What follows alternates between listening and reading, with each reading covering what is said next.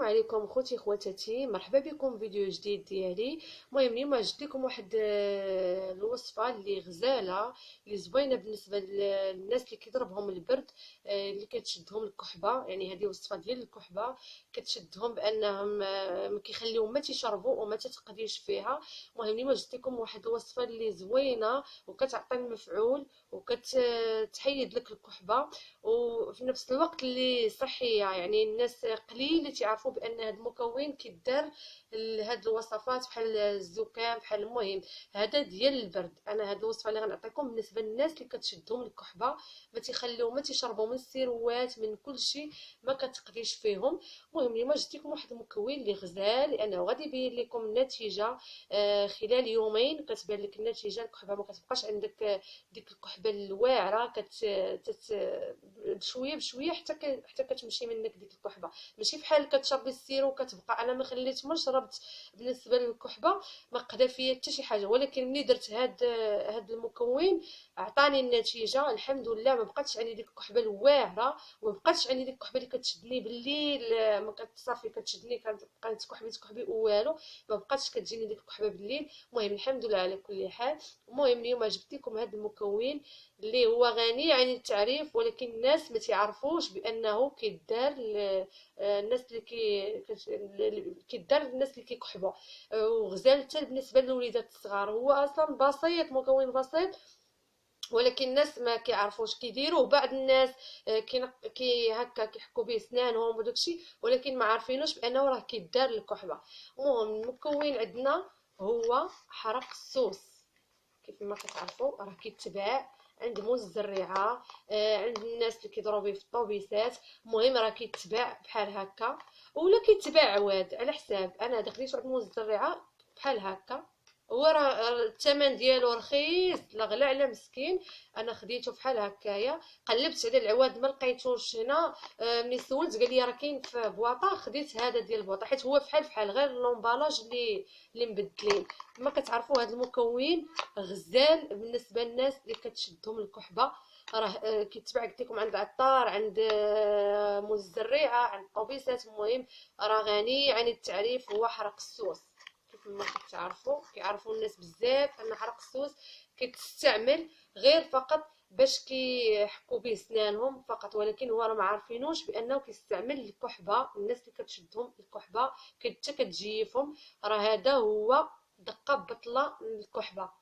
هذا عن تجريب البنات، عن تجريب. يعني البنات والولاد كيتفرجوا فيا. مهم عن تجريب. هذا راه كتاخديه عند العطار كيف ما قلت لكم. كيفاش كنستعملوا هاد المكون هذا؟ كنشدوه، راه ساهل، ما فيه لا تماره لا حتى شي حاجه.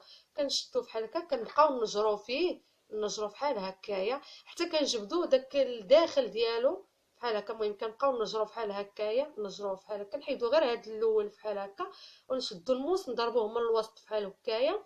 وكتشديه وكديريه في كاس ولا في قرعه. المهم كديريه في كاس بحال هكا، وكتخوي عليه الماء طيب. بالنسبه للناس اللي باغيين يستعملوه في هذا، يبقاو يستعملوه زعما يومين ولا 3 ايام. سمحوا لي البنات، يا بنات، حيت بنتي كانت كتعيط ليا.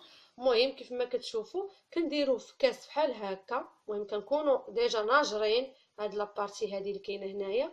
كنجروه بحال هكا وكنقسموه بحال هكا من الوسط، ونعاودو ثاني نقسموه بحال هكا على 4، وكنشدوه كنديروه في كاس ولا قرعه. من الاحسن قرعه باش حتى تقدري تستعمليه مثلا سيمانه ولا 4 ايام. المهم ماشي مشكل. كنديروه في قرعه بحال هكايا، كنخويو عليه الماء طيب، وكنخليو ملي كنخويو عليه الماء طيب كنخليوه كيف ما قلت لكم. كنديروه هنا في كاس ولا قرعه، كنخويو عليه. ومن الاحسن يكون ديال الدجاج. كنخويو عليه الماء طيب وكنخليوه، وكنسدو ديك القرعه وكنخليوه حتى كيطلق لينا، حتى كيولي اللون ديالو جاي شويه الكحل. المهم حتى كيطلق. كنخليوه بحال هكا مثلا في الصباح، وكنخويو عليه الماء طيب ونخليوه حتى يطلق لينا. هو راه دغيا كيطلق، كيعطي واحد اللون بحال الكحل، بحال المهم بحال هكا. وكنشدوه كنوضو الصباح على الريق، كنشربوه على الريق صافي. تبقاي هكا، اللي عندك شي شقه شي حاجه كتبقاي ديرها، راه ديك الساعه الكحبه كتبدا تعمر وكتبداي تخوي داكشي اللي عندك. كنشربوه في الصباح وفي العشيه. المهم فيما ندورو بحال كيفاش كتشربي الماء كل دقيقه كتشربي الماء كتشربيه حتى هو في بلاصه الماء. المهم كل دقيقه نشربو، كل دقيقه نشربو حتى تتبان لكم ديك الكحبه بدات كتعمر، وتبداي هكا حاشاكم تلوحوا هذاك الشيء اللي لداخل عندكم. صدقوني البنات راه هاد الوصفه اللي قلت لكم، راه هاد الوصفه راه زوينه وغزاله، راه ما فيها حتى شي حاجه، يعني بسيطه، بحاجه بسيطه تقدر تعالج لك هذا الكحبه ولا شي حاجه. المهم كيف ما كتعرفوا انه راه بسيطه ما فيها حتى شي حاجه. يعني بالنسبه للوليدات الصغار اللي تيمرضوا ما تيبغوش يشربوا السيروات وداك الشيء، وراه انه حتى في المذاق انه راه زوين في المذاق، راه حلو، يعني ماشي شي مذاق اللي مر ولا شي حاجه. بالنسبه للوليدات ما تيبغوش يشربوا السيروات، ما تيبغوش يشربوا مثلا شي حاجه بحال زيت العود بحال داك الشيء، راه هذا راه غادي يشربوه لكم الوليدات. يعني راه ما فيه حتى شي حاجه وحلو. هو اصلا بحال كتشربوا الماء، يعني راه او ميم طون تيعالج لك ديك الكحبه. يعني كتبقى ديك الكحبه تتعمر، تبقاي تلوحي داكشي كتخرجيه.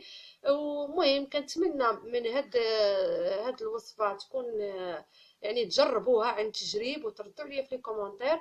راه كما كتشوفوا كيف ما قلت لكم وكنعاود نقول لكم انها ما فيهاش شي حاجه اللي غادي تكون واعره ولا سميتو، راه ساهله، راه دغيا كتصاوبيها. راه حرق السوس راه كاين فين ما مشيتي كتلقايه. بالنسبه لبرا ما عرفتش انا واش يقدروا يلقاو ولا لا. المهم غالبا غادي يكون بالنسبه حتى لبرا الناس ديال برا ما تيلقاوش مثلا الكحبه تيشريو السيروات وداكشي ما تتقدرش فيهم، راه استعملوا هذا، راه حتى هو هذا خصو. انا بعد هذا ما بقاش يخطاني من الدار هاد حرق السوس، استعملوه الناس ديال صحاب برا وداكشي.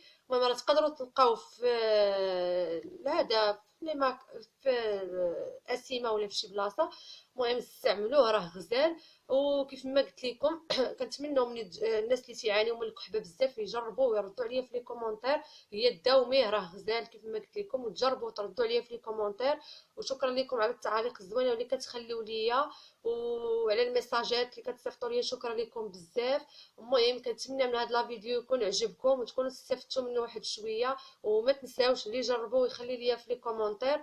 وشكرا لكم بزاف البنات، وما تنساوش تشاركوا عندي في القناه ديالي وتضغطوا على زر الجرس باش يقدر يوصلكم جديد. ومع السلامه الى فيديو مقبل ان شاء الله.